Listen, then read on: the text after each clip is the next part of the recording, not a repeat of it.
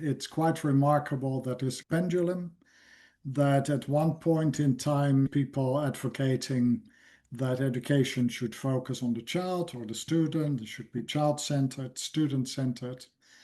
And then that goes on for a while, and then you see a reaction to that where people say, no, actually, it's the curriculum that should be in the center or the knowledge.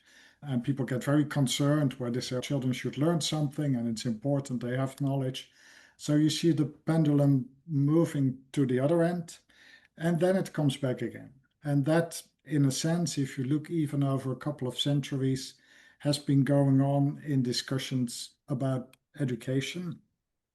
And there is something unsatisfactory about that, because if you think for a moment, you can say education needs both students and content. It needs both the child and the curriculum, as John Dewey already said in a book more than 100 years ago. But the key question you can say in those discussions is what should be the point of orientation or the point of direction. And then some people say it's about children and give them opportunities to develop all their talents and potential. And other people would say, no, it's really about knowledge and the curriculum. And we need to make sure that we get that into students. And then often they say we need to test that carefully as well.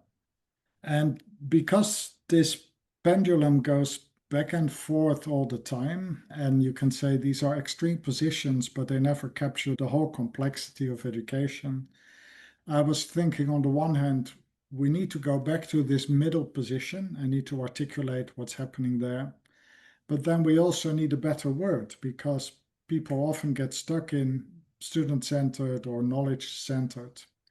And there it starts with the very simple idea that the job of us as educators is to bring students and content together.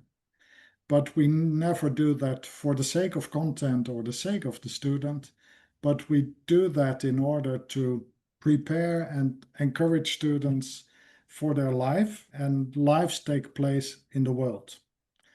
And that's already one way in which I'm suggesting, let's keep in mind that the real center of all our endeavors is this world in which our lives take place.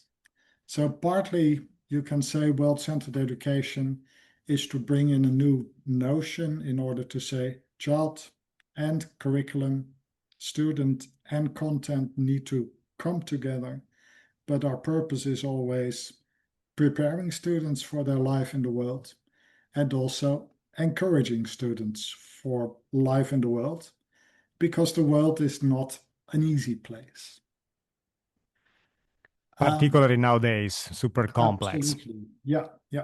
So the encouragement for me is really important as well. It's not just preparation, but it's also to say that the world is worth to be in.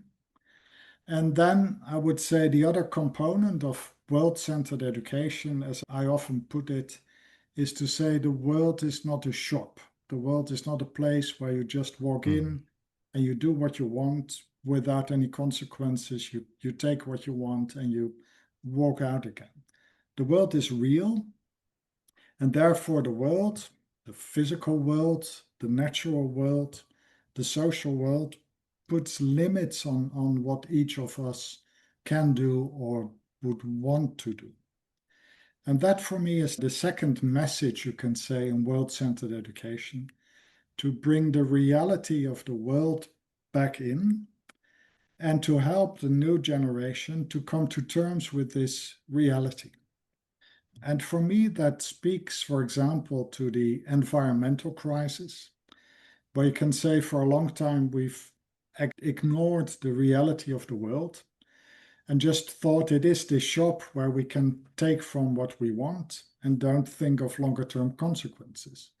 And now I think we're finally beginning to see that the planet has limited capacity to give us what we want.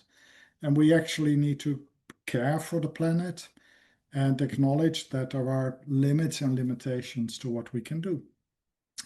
The planet is trying to teach us that we cannot, without consequences, keep taking what we want. democratic society is teaching us that everything we want is not simply possible, that it's a question of compromise. To live with this question, what is the world actually asking of me, is for me also a form of allowing yourself to be taught, actually. And all that, I think, is quite key also in the idea of world-centered education.